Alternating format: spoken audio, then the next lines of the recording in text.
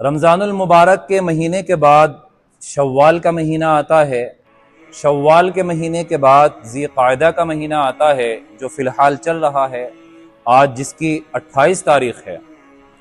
یہ 11واں مہینہ ہے جو مکمل ہونے والا ہے۔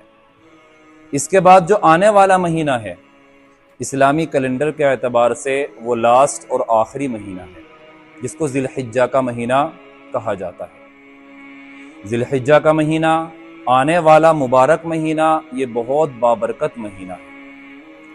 اس میں اللہ تبارک و تعالیٰ نے بہت سی خاص چیزیں رکھی ہیں، بہت سے محتم بالشان کام اس میں انجام دیے جاتے ہیں۔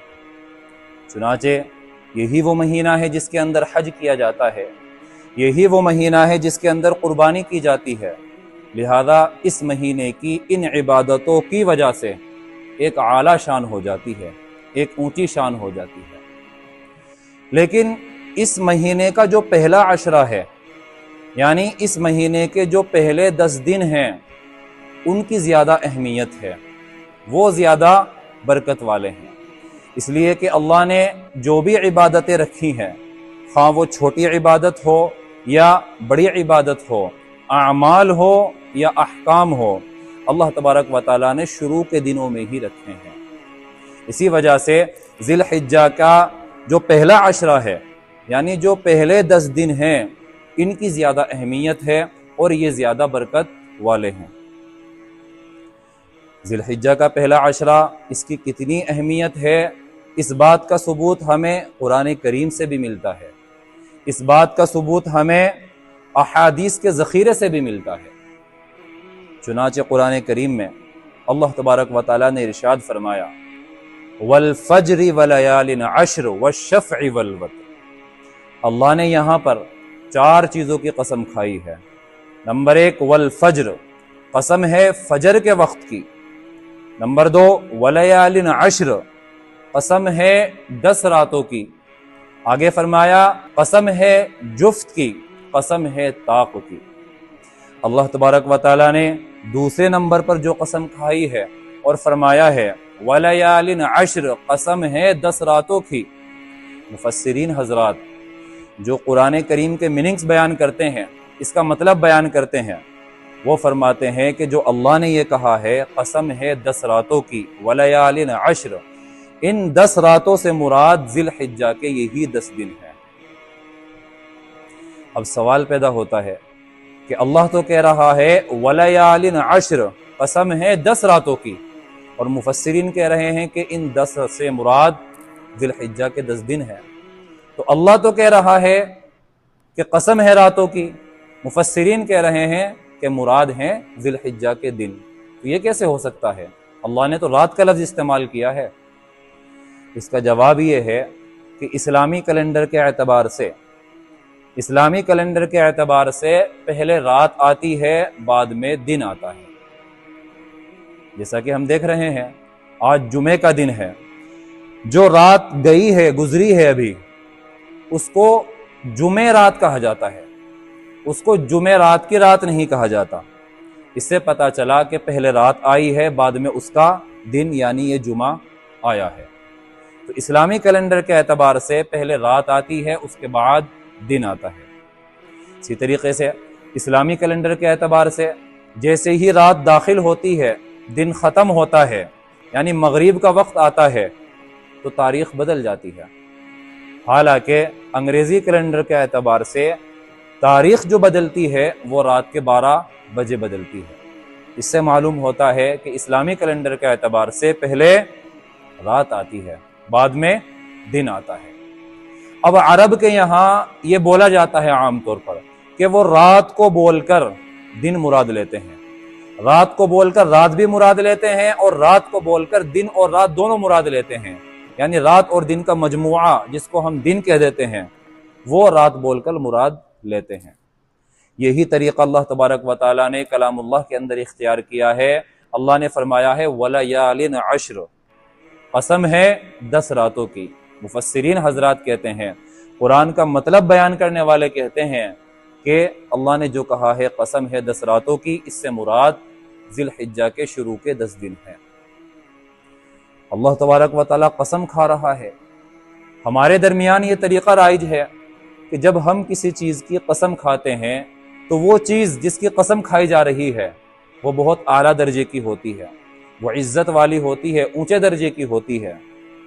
ہم لوگوں نے کسی کو نہیں دیکھا ہوگا کہ کسی نے جا کر چپل کی قسم کھا لی ہے، یا کسی نے جوتے کی قسم کھا لی ہے، یا کسی نے کرسی کی قسم کھا لی ہے، یا کسی نے اپنے کپڑوں کی قسم کھا لی ہے۔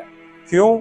اس لیے کہ قسم جو کھائی جاتی ہے وہ ایک اعلیٰ درجے کی چیز کی کھائی جاتی ہے، جس چیز کی کوئی اہمیت اور وقعت ہوتی ہے اس چیز کی قسم کھائی جاتی ہے۔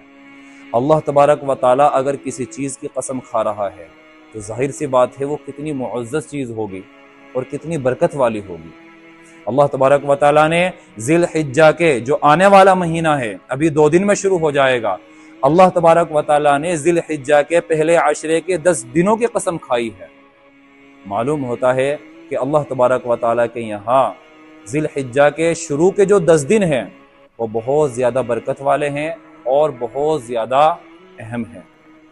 تو قرآن کریم کی آیت سے بھی یہ بات ثابت ہوتی ہے کہ ذی الحجہ کے جو شروع کے 10 دن ہیں وہ بہت برکت والے ہیں اور بہت اہم ایام ہیں۔ اسی طریقے سے حدیث سے بھی یہ بات ثابت ہوتی ہے۔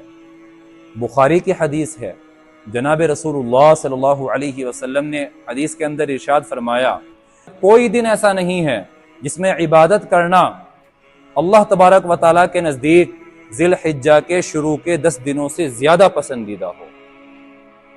مطلب یہ ہے کہ ان 10 دنوں کے اندر اللہ کو جتنا محبوب ہے کہ میرا بندہ عبادت کرے، اور دنوں میں اتنا محبوب نہیں ہے۔ اللہ کو بہت زیادہ پسند ہے کہ میرا بندہ ان 10 دنوں کے اندر عبادت کرے۔ جب صحابہ نے رسول اللہ صلی اللہ علیہ وسلم سے یہ حدیث سنی تو صحابہ نے کہا، یا رسول اللہ، ہم جہاد کرتے ہیں، یعنی ذی الحجہ کے دنوں کے علاوہ میں، ان 10 دنوں کے علاوہ میں، یہ مقصد تھا صحابہ کا، یا رسول اللہ ہم جہاد کرتے ہیں تو کیا جہاد بھی اس سے افضل نہیں ہے؟ جہاد بھی اس سے اعلیٰ درجے کی چیز نہیں ہے؟ رسول اللہ صلی اللہ علیہ وسلم نے ارشاد فرمایا، جی ہاں، جہاد بھی اس سے بابرکت نہیں ہے، جہاد بھی اس سے افضل نہیں ہے۔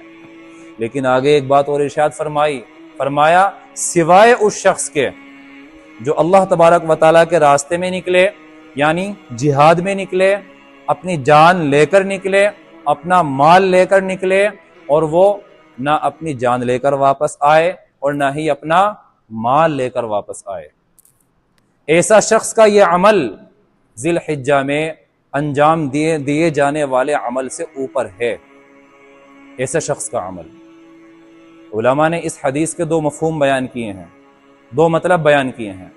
فرماتے ہیں کہ ایک تو اس حدیث کا مطلب یہ ہے کہ ذی الحجہ کے شروع کے دنوں میں، یعنی شروع کے 10 دنوں میں جو بھی نیک عمل کیا جاتا ہے وہ اللہ تبارک و تعالیٰ کو اتنا زیادہ محبوب ہے، اتنا زیادہ محبوب ہے، اتنا زیادہ محبوب ہے کہ اور کوئی دوسرا عمل اللہ کو محبوب ہے ہی نہیں، سوائے اس شخص کے جو اللہ تبارک و تعالیٰ کے راستے میں شہادت کا اعلیٰ مقام پالے، جہاد کا اعلیٰ مقام پالے۔ اس شخص کا عمل تو ان ایام میں انجام دیے ہوئے عمل سے بڑھ سکتا ہے، باقی اور کسی کا نہیں بڑھ سکتا ہے۔ علماء نے ایک تو یہ مطلب بیان کیا ہے جو حدیث سے سمجھ میں بھی آتا ہے۔